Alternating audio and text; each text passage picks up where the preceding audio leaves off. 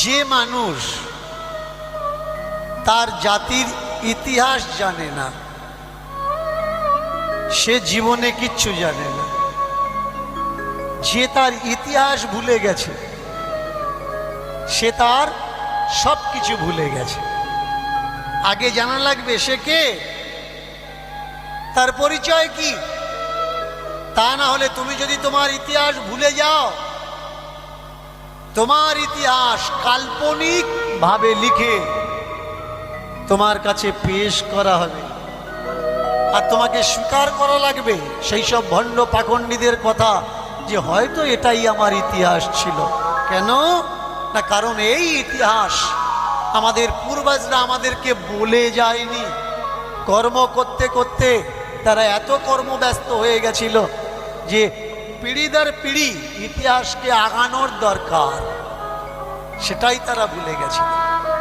যার জন্যে আজকের ভিন্ন ভিন্ন মত প্রকাশ হচ্ছে সনাতন ধর্মের ভিতরে।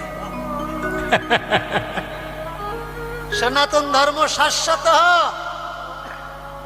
সনাতন এর কোনো মিক্সচার নেই। কিন্তু বর্তমানে এই সনাতনকে ঘেঁটে ঘন্ট করে দেওয়া হয়ে গেছে। যে পাচ্ছে সে বলছে আমাদেরটা অরিজিনাল সনাতন আর সামনেওয়ালাটা মিথ্যা। এই দেখুন, গত পরশুদিন আমি ময়নাতে চর্চা করছিলাম একটা বিষয়, যে আমাদের ভারতবর্ষে যখন দুর্ভিক্ষ এসেছিল, অভাব এসেছিল, যারা মহান জমিদার ছিলেন, যারা বড় লোক ছিলেন, তানারা নরনারায়ণ সেবার ব্যবস্থা করতেন। সেই সেবার ব্যবস্থা আজও পর্যন্ত আপনাদের মেদিনীপুরের বুকে চলে আসছে। যারা একটু অর্থশালী মানুষ, যাদের টাকা পয়সা আছে বা অনেকের নেই, তারা ভিক্ষা শিক্ষা করে নরনারায়ণ সেবার ব্যবস্থা করে। কেন? কারণ যত্র জীব তত্র শিব। জীব সেবা করলে যেটা পাওয়া যাবে তার থেকে বড় ধর্ম আর নেই। একটা চলমান ঈশ্বর আর একটা অদৃশ্য ঈশ্বর, যে তোমার সামনে হেঁটে চলে বেড়াচ্ছে, তোমার দাদা, তোমার কাকা, তোমার বাবা, তোমার পিসা, তোমার মেশো, তোমার জ্যাঠামশাই, তোমার প্রতিবেশী, এ হলো চলমান ঈশ্বর, দৃশ্যমান ঈশ্বর। আর একটা ঈশ্বর কোনটা? অদৃশ্যমান, যেটা চোখে দেখা যায় না। আমাদেরকে বহু মানুষ কল করে পৃথিবীর এ প্রান্ত থেকে সে প্রান্ত পর্যন্ত। এই 3-4 দিন আগেকার কথা, একজন আমাকে প্রশ্ন করে বলছেন যে আপনার সব ভালো লাগে, কিছু কিছু খারাপ লাগে। আমি বুঝে নিলাম যার ভালো লাগে তার সবটা ভালো, কিছুটা খারাপ লাগবে না। আর কিছুটা খারাপ লাগার কথা বলছে মানে আমার কোনোটা তার ভালো লাগে না। এবার আমি বললাম আমার যেটা ভালো লাগে ওটা শোনার দরকার নেই, যেটা খারাপ লাগে সেটা বলুন। আমাকে বলছে আপনি কি ঈশ্বর মানেন না? হ্যাঁ মানি। তবে আপনি যে ঈশ্বরকে মানেন সেই ঈশ্বরকে আমি মানি না। আমি সেই ঈশ্বরকে মানি যে ঈশ্বর মানুষের সুখে দুঃখে পাশে এসে দাঁড়ায়, মানুষ কাঁদলে এসে চোখের জল মুছিয়ে দেয়। আমি সেই ঈশ্বরকে মানি না যাকে জন্ম জন্মান্তর ডেকে নাকি পাওয়া যায় না। আমাকে বলছে আপনি তাহলে ভগবান মানেন না। কে বললো আমি মানি না? আমি মানি। তুমি আমার হবে তবে তো আমি তোমার হব। তুমি যদি আমার না হও আমি তোমার হব কি করে? বলছে আপনি কি বলছেন আমি বুঝতে পারছি না। তা আমি বললাম আমি বলছি ঠিক, বোঝার ক্ষমতা তোমরা হারিয়ে ফেলেছো, তার জন্য বুঝতে পারছো না। আগে অ্যাকসেপ্ট করো সত্যকে, সত্যকে স্বীকার করতে শেখো। এই যে কদিন আগে হয়ে গেল নির্ভয়া কাণ্ড, একটা বাচ্চা মেয়ে, তার বলাৎকার হলো। বললো ও তোর কপালে লেখা ছিল। আচ্ছা, ছোট্ট একটা বাচ্চা, তার বলাৎকার হলো, ওটা ওর কপালে লেখা ছিল? কোন ঈশ্বর লিখলো এমন যে একটা বাচ্চা মেয়ে তার উপরে এত অত্যাচার হলো? তাহলে ঈশ্বর যদি থাকলো, তাকে যারা অত্যাচার করেছে তাদের সাজা কি হলো? অনেকে বলে ঈশ্বরকে নাকি ডাকার মতো ডাকলে পাওয়া যায়। তাহলে যে মেয়েটা বলাৎকার হলো সে কি একবারও কেঁদে ঠাকুরকে ডাকেনি যে ঠাকুর আমাকে রক্ষা করো? তার কান্নাটা কি নকল কান্না ছিল? তার যন্ত্রণাটা কি নকল যন্ত্রণা ছিল? তাহলে ঈশ্বর তার জন্য কি করলো? তার জন্য কিছু বলে। আজও পর্যন্ত দেখে নিন, হাজারো হাজারো মানুষ ধর্মের নাম করে, কপালের নাম করে, দুর্ভাগ্যের নাম করে তাদের কাছ থেকে শিক্ষার সংস্কার কেড়ে নিয়ে অন্ধকারের দিকে ঘাড় ধাক্কা ঠেলে দেওয়া হচ্ছে যে এটাই সত্য। সত্য কখনো অন্ধকারে থাকে না। সত্য থাকে কোথায়? সত্য থাকে আলোর ভিতরে। আজ পর্যন্ত যারা শেখাচ্ছে চোখ বন্ধ করে ঠাকুর দেখতে পাবে, ভাই চোখ বন্ধ করলেই তো অন্ধকার। ঠাকুর যদি চোখ বন্ধ করেই দেখতে হয় তাহলে ঠাকুর নয়ন দুটো দিল কেন? কেন আমাদের চোখ দিল? তাকিয়ে দেখার জন্য তো, নাকি বন্ধ করে দেখার জন্য? আগে জানা লাগবে। তৎকালীন সময় আমরা যদি ফিরে যাই বেশ কয়েকশো বছর আগে, যখন নিমাই এলেন নদিয়া নবদ্বীপের বুকে, একটু মন দিয়ে শুনবে। বর্তমানে সেই সমস্যা, বড় সমস্যা নিমাইকে নিয়ে। কেউ বলছে এইটা নিমাইয়ের অরিজিনাল ঘাট, কেউ বলছে নিমাই এখানে পড়াশুনো করত, কেউ বলছে এটা মাসির বাড়ি, এইটা পিসির বাড়ি।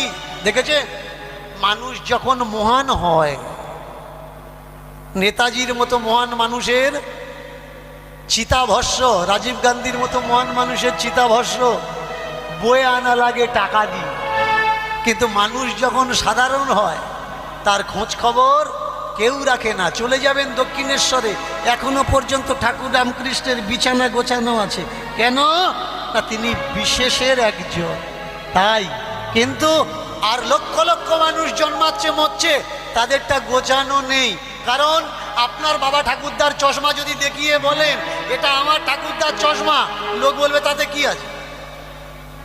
কিন্তু রামকৃষ্ণের হাতের লাঠি যদি কেউ দেখিয়ে বলে এটা রামকৃষ্ণের হাতের লাঠি, মানুষ 10 বার করে দূর থেকে প্রণাম করবে। সেই রকম একজন ব্যক্তিত্ব হলেন আমার মহাপ্রভু, যিনি পুরো জগৎকে একটা সন্দেশ দিতে চাইলেন, একটা মেসেজ দিতে চাইলেন, একটা খবর দিতে চাইলেন। কি খবর? তৎকালীন সময়ে উচ্চ বর্ণীয় মানুষ যারা, তারা তাদের নিজের ধর্ম প্রচার করছিল স্বস্বার্থে। কিন্তু আমার মহাপ্রভু এলেন, এসে বললেন এই যে বর্তমানে আমরা ধর্ম ধর্ম করছি, ধর্মটা ঠিক নয়।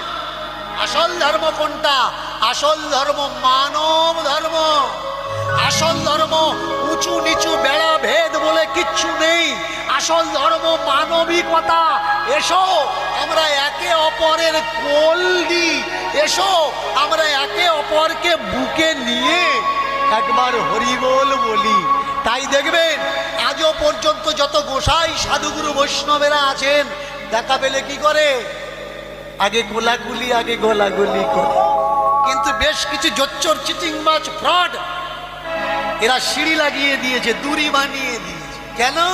ওদের ছোঁয়া যাবে না, ওরা দামি যন্ত্র, ছুঁয়ে দিলে অশুদ্ধ হয়ে যাবে। আচ্ছা, সাধারণ মানুষ তোকে যদি ছুঁয়ে দিলে তুই অশুদ্ধ হয়ে যাস, তাহলে তোর ভজন সাধনটা কোথায়? সাধু কারা হয়? সাধু তো ফিল্টার মেশিন হয়। নোংরা দিয়ে দাও, ফিল্টার করে দেবে, তাকে বলে সাধু। আর ভালো জিনিস দিলে যদি কেউ নোংরা করে দেয়, তাকে সাধু বলে? তাকে সাধু বলে না। আমাকে অনেকে বলে বাবা দেবী দেবতার পূজা করতে পারবো? ভালো করে শুনুন, ভগবান শ্রীকৃষ্ণ কখনো চাননি পৃথিবীর বুকে দেবতাদের পূজা হোক। শুনে রাখুন, আমি দীনকৃষ্ণ ঠাকুর উইথ ক্যামেরাতে বলছি, এভিডেন্স, প্রমাণ হিসাবে। কি দেখবেন? ভাগবত দেখে নিন। যেদিন পূজা করা আরম্ভ করলেন ভগবান শ্রীকৃষ্ণের পালিত পিতা বসুদেব, কাকে পূজা করছিলেন? দেবরাজ ইন্দ্রকে। কেন? দেবতা পূজা না করলে দেবতারা সন্তুষ্ট হবে না। কিন্তু ভগবান শ্রীকৃষ্ণ ছোট্ট ছেলে, তিনি বললেন বাবা দেবতার কেন পুজো করব? ইন্দ্র আমাদের জন্য কি করে? কিচ্ছু করে না। দেবতা পূজা নয়, আমরা করব গোবর্ধন পূজা। কেন না, আমাদের গরুগুলো গোবর্ধনের চতুর্দিকে ওই ঘাস খেয়ে তারা বলিষ্ঠ হয়, শরীর স্বাস্থ্য ভালো হয়, তারা বাচ্চা দেয়, তারা দুধ দেয়। গোবর্ধনের কৃপায় আমরা গোবর্ধন মহারাজকে পূজা করব, ইন্দ্রকে পূজা করব না। কিন্তু সেই সত্য আমরা বুঝতে পারলাম না। আমাদের ভারতবর্ষের যে মূল পূজা, এ পূজায় কখনো ব্রাহ্মণ লাগেনি। ভালো করে শুনুন, এই যে মাস চলছে না, এই মাসে কীর্তন দিচ্ছেন না, আর একটা গ্রামে মানুষ কীর্তন দিচ্ছে, বলুন ব্রাহ্মণের প্রয়োজন হচ্ছে? প্রয়োজন হচ্ছে না। এই মাসে পিছলা মাস থেকে ঘাটে সন্ধে দেওয়া হয়, অনেক জায়গায় উঠে গেছে। কুমারী মেয়েরা, ছোট্ট ছোট্ট মেয়েরা ঘাটের ধারে ছোট্ট ঠাকুরঘর করে তারা 1 মাস সন্ধে দেয়। সন্ধে দিয়ে তারপরে তারা প্রদীপ ভাসায়। এখন এই অনুষ্ঠানগুলো দেখা যায় না, এতে ব্রাহ্মণ লাগে না। আরো অনুষ্ঠান শুনুন, যখন নতুন ধান আমাদের বাড়িতে ওঠে আমরা নবান্ন খেতাম, এখন আর হয় না। নতুন খাওয়া হয় কি? এখন আর নেই। ভাগনা ভাগ্নিকে ডেকে পাড়া প্রতিবেশী আত্মীয়দের ডেকে আমরা নূতন খেতাম। সেই নূতন খাওয়ায় ব্রাহ্মণ লাগতো না। কিন্তু আজকের আপনি যে কোনো কাজ করতে যাবেন, আপনার ছেলে হওয়া থেকে আপনার ঠাকুরদা মরা পর্যন্ত ব্রাহ্মণ না হলে হবে না। হাইজ্যাক করে নেওয়া হলো আমাদের অনুষ্ঠানগুলো।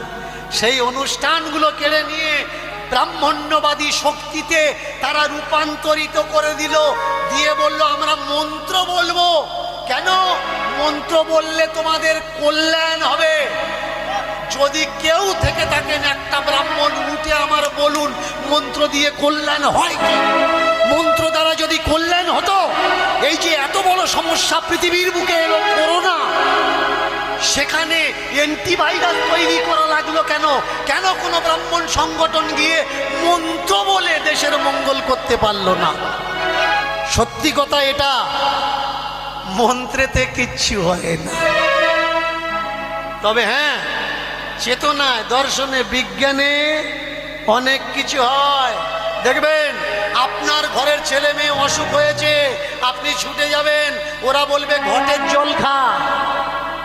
আর ওদের ছেলে মেয়ের অসুখ হলে তখন MBBS ডাক্তারের কাছে ছোটে, ওরা ঘটের জল খায় না। কেন খায় না? কারণ ওরা জানে ঘটের ভেতরে থাকে কি। কারণ ঘটটা তো ওরাই তৈরি করে। সেই মহাপ্রভু প্রতিবাদ করলেন। আজকে তাকিয়ে দেখুন, আমার বাবা পৃথিবীতে নেই। আমার বাবা কদিন আগে আমাকে ছেড়ে চলে গেছে। আমি আমার মাকে লাল টুকটুকে কাপড় পরাচ্ছি। আমি আমার মাকে বলছি, মা তুমি সাদা কাপড় পরবে না। তোমরা যারা স্বামী মারা গেছে সাদা কাপড় পরছো, ভালো করে মন দিয়ে শোনো, এটা ব্রাহ্মণ্যবাদী একটা চক্রান্ত। যার স্বামী মারা যায় তাকে মাছ খেতে দেওয়া হবে না, মাংস খেতে দেওয়া হবে না, ভালো জায়গায় শুতে দেওয়া হবে না, ভালো খাবার খেতে দেওয়া হবে না, ভালো পোশাক পরতে দেওয়া হবে না, ভালো কাজে অংশগ্রহণ করতে দেবে না। এত বড় চর্চা চলে এসেছিল। আমি আমার মাকে বলেছি, মা তুমি লাল টুকটুকে কাপড় পরবে। কেন জানো? আমার বাবা কখনো পছন্দ করবে না তুমি সাদা কাপড় পরে ঘোরো। কে বলেছে মানুষ মরে? মানুষ এ ঘর থেকে ও ঘরে যায়, ও ঘর থেকে এ ঘরে আসলে জন্ম, এ ঘর থেকে ও ঘরে গেলে মৃত্যু। তাহলে তোমার যদি 4টে ঘর থাকে, এক ঘর থেকে আর একটা ঘরে তোমার বাবা যদি চলে যায়, তোমার মা না দেখতে পেলে সাদা কাপড় পরে ঘুরবে? আর তোমার বাবা তাতে খুশি হবে নাকি কষ্ট পাবে? নিশ্চয়ই নয়। অনেকে বলে মরে গেলে নাকি শাঁখা সিঁদুর খুলে দিতে হয়। ভালো করে শুনুন, আমার মাকে যখন আমি বললাম যে মা এই সংস্কারগুলো পালন করবে না, গ্রামের লোক আমাকে বলছে পার বুড়ো আঙুল দিয়ে নাকি মার মাথার সিঁদুর মুছে দিতে হয়।